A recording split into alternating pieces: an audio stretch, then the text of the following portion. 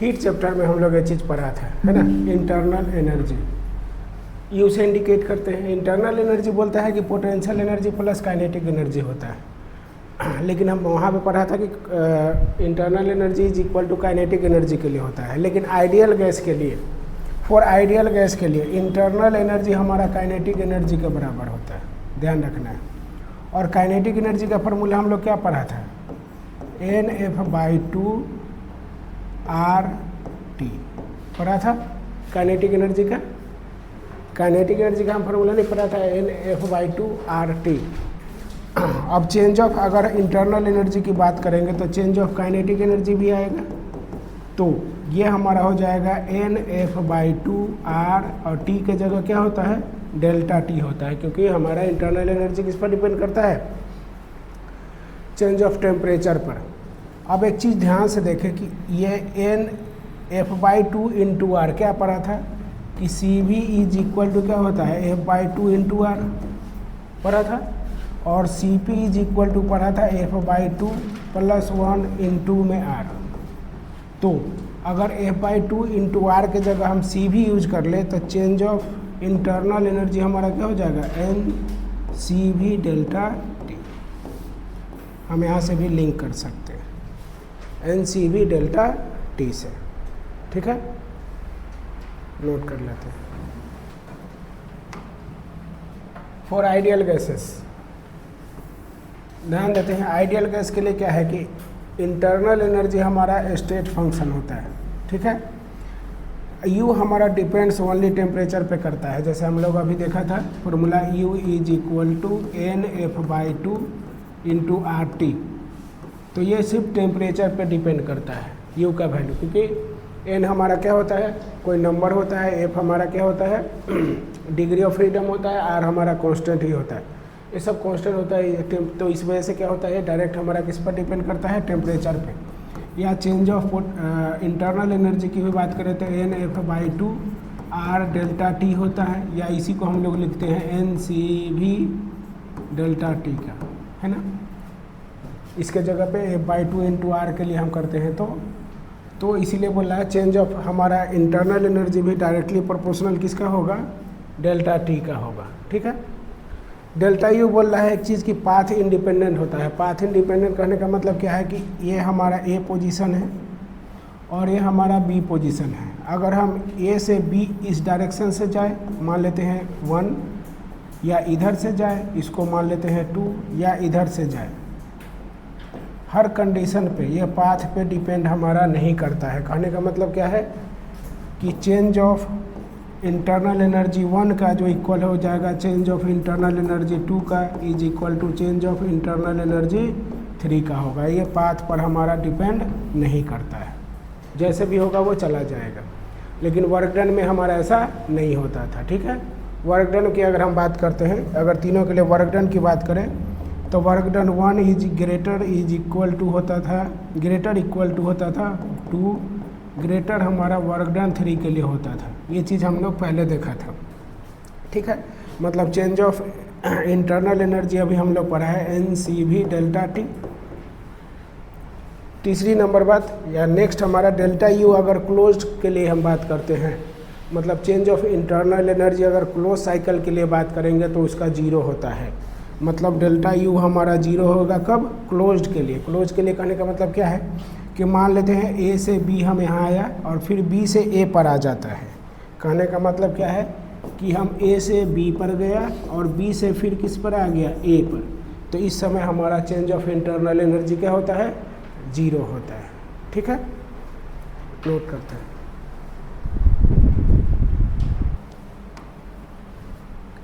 Curve देखने जा रहे हैं हम, डेल्टा U का कर्व किसके टर्म में, PV के टर्म में। तो हम मान लेते हैं ये P है, इधर हमारा V है, P for pressure, V for volume. अब देखो यहाँ P1 V1 लिए हैं, यहाँ P2 V2 लिए हैं, लेकिन अगर हम डायरेक्शन की बात करें तो हम इधर से भी जा सकते हैं, इधर से भी जा सकते हैं और इधर से भी जा सकते हैं। तो हमने अभी क्या देखा था, चेंज ऑफ इंटरनल एनर्जी हमारा 1 is equal to change of internal energy 2 is equal to change of internal energy 3 के बराबर था। या चेंज ऑफ इंटरनल एनर्जी हमने अभी देखा था NCV डेल्टा T, या ऐसे भी इसको लिख सकते हैं NCV डेल्टा टी मतलब चेंज ऑफ टेम्परेचर। तो यहाँ पे मान लेते हैं टेम्परेचर अगर हमारा T1 है और यहाँ पे हमारा टेम्परेचर T2 है, तो फाइनल माइनस इनिशियल मतलब T2 माइनस T1 का। लेकिन अगर हम यहाँ से बात करेंगे तो T1 माइनस T2 और इधर से करेंगे तो उल्टा भी हम कर सकते हैं, ये भी बोल सकते हैं, ये भी कर देना।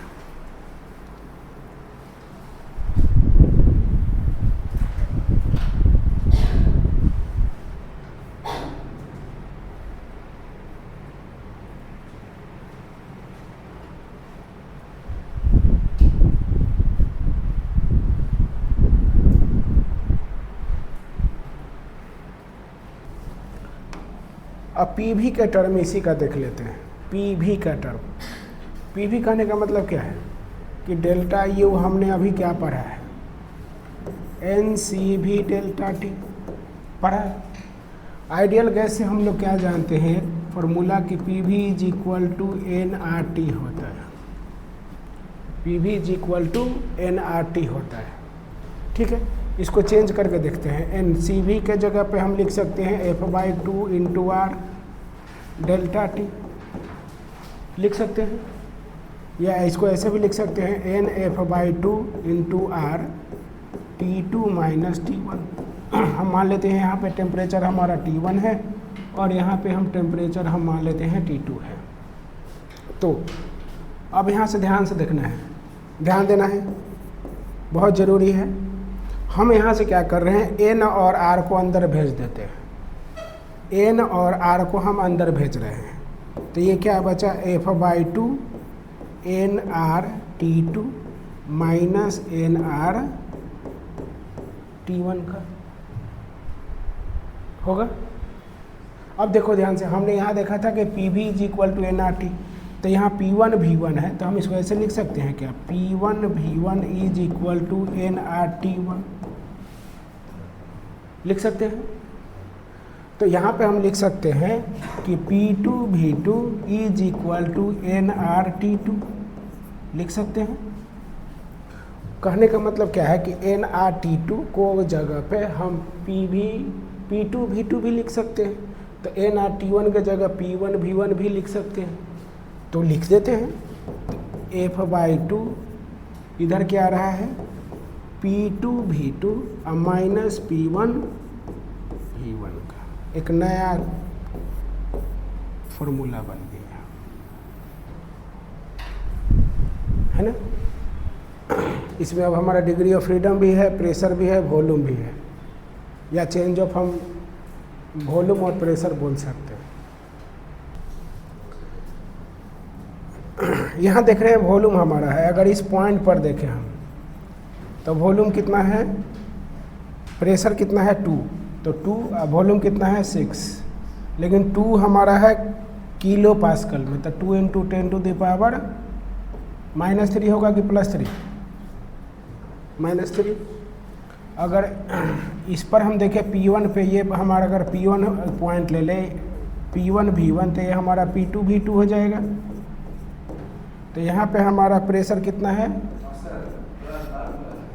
5 into 10 to the power 1 minus -3, और वॉल्यूम कितना है 4।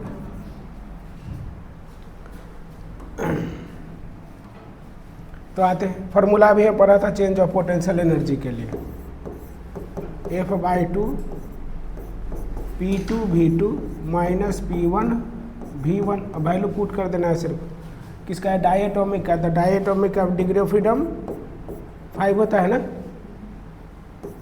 अब P2 का वैल्यू हमारा क्या है 2 इंटू 10 टू दी पावर -3। अब V2 का वैल्यू है 6 माइनस P1 का वैल्यू है हमारा 5 into 10 to the power -3 into 4। Common ले लेते हैं 10 टू दी पावर -3 को, 5/2 इंटू 10 टू दी पावर -3। यहाँ क्या बचा 2 6 जा 12 माइनस 40, 5 4 जा 20 सॉरी। तो बचा क्या 5/2 इंटू 10⁻³ और ये बचा -8, तो 4 से कट जाएगा, तो 4 5 जा 20, माइनस साइन के साथ 10⁻³ तो ऑप्शन देखिए किलो जूल, यही हो जाएगा।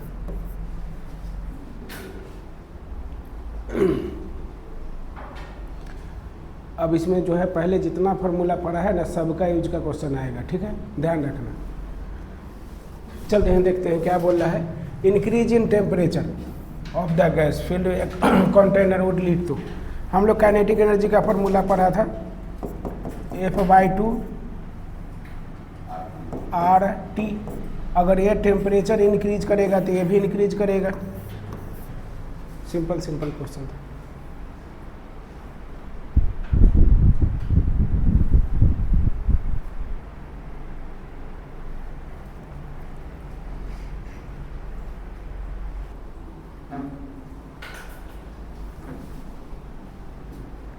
चलो देख ही लेते हैं, सॉल्यूशन भी कर लेते हैं। क्या बोल रहा है कि हीलियम है और आर्गन है, put it in a flask the same room temperature, दिया है 300। रेशियो निकालना है काइनेटिक एनर्जी हमें किसका, हीलियम और आर्गन का। तो हम लोग क्या जानते हैं, हीलियम और आर्गन का डिग्री ऑफ फ्रीडम हमारा क्या होता है, सेम होता है ना। तो काइनेटिक एनर्जी वाला फार्मूला अगर हम बात करें हीलियम के लिए, तो फार्मूला क्या हो जाएगा F/2 RT, और काइनेटिक एनर्जी फॉर आर्गन के लिए भी कर देते हैं, तो क्या हो जाएगा F/2 × RT। दोनों का सेम ही होता है डिग्री ऑफ फ्रीडम, और दोनों का हीलियम का कितना होता है, हीलियम का कितना होता है 3 होता है। तो इसका 3 ले लोगे तो दोनों का रेशियो निकालते हैं अब। काइनेटिक एनर्जी ऑफ हीलियम और काइनेटिक एनर्जी ऑफ आर्गन दोनों कितना हो जाएगा 1:1।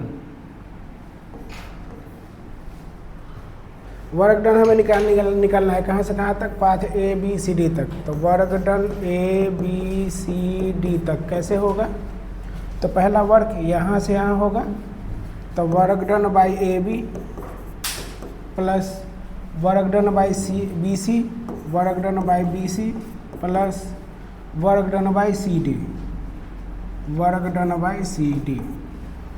एक एक करके निकाल लेते हैं। पहले वर्क डन AB का, वर्क डन AB का निकालेंगे तो क्या होगा, A से B यहाँ से यहाँ तक गया है।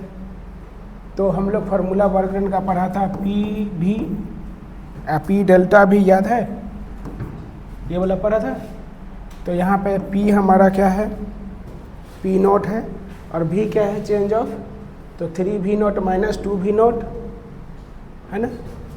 तो P0 V0 बचेगा, ठीक है। वर्क डन बाई BC निकालते हैं, वर्क डन बाई B से C। तो यहाँ देखो वॉल्यूम तो चेंज ही नहीं हो रहा है, B से C में चेंज हुआ है नहीं, तो 0।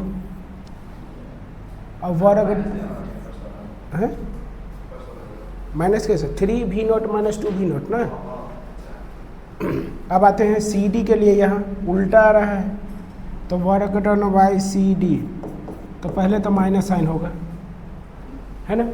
अब आते हैं P की बात कर लेते हैं। P का कितना वैल्यू है, 2V0।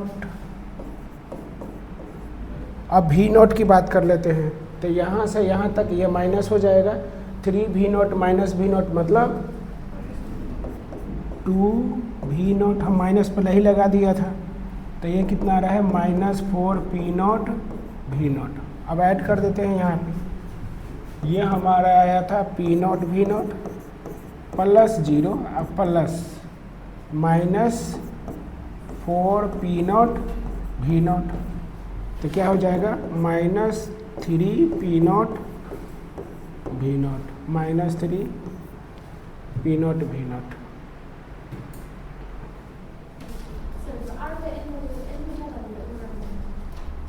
तो यहाँ उसका टर्म में आंसर ही नहीं दिया है। उस फार्मूला को देखो ध्यान से, हम 2 पार्ट में डिवाइड किया था, ध्यान से देखते हैं। यहाँ एनर्जी का टर्म लिया है, एनर्जी इज इक्वल टू, हम डायरेक्ट ये भी तो लिख सकते हैं ना, F/2 kT, जब हम डिग्री ऑफ फ्रीडम का लिया था। यहाँ एन के टर्म में लिया है, एन के टर्म में अगर लेता तो हम ले लेता, नहीं लिया है, नहीं लेगा। तो अब यहाँ पे तो बोल रहा है नॉन रिजिड डाईएटॉमिक, मतलब डाईएटॉमिक का डिग्री ऑफ फ्रीडम कितना होता है 5, और नॉन रिजिड मतलब क्या हुआ प्लस इसमें 2 हो जाएगा।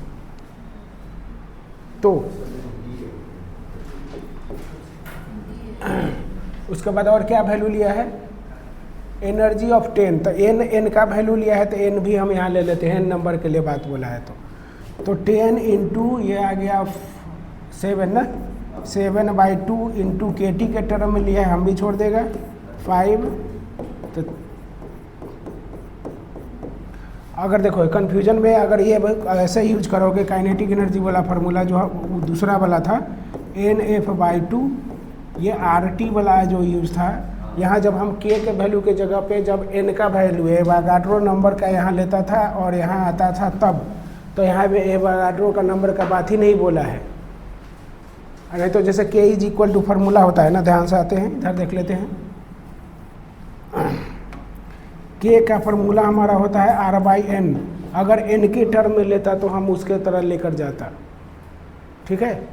यहाँ N का टर्म नहीं लिया है इसलिए नहीं लेगा, तो KT के टर्म में लेगा हम फार्मूला में।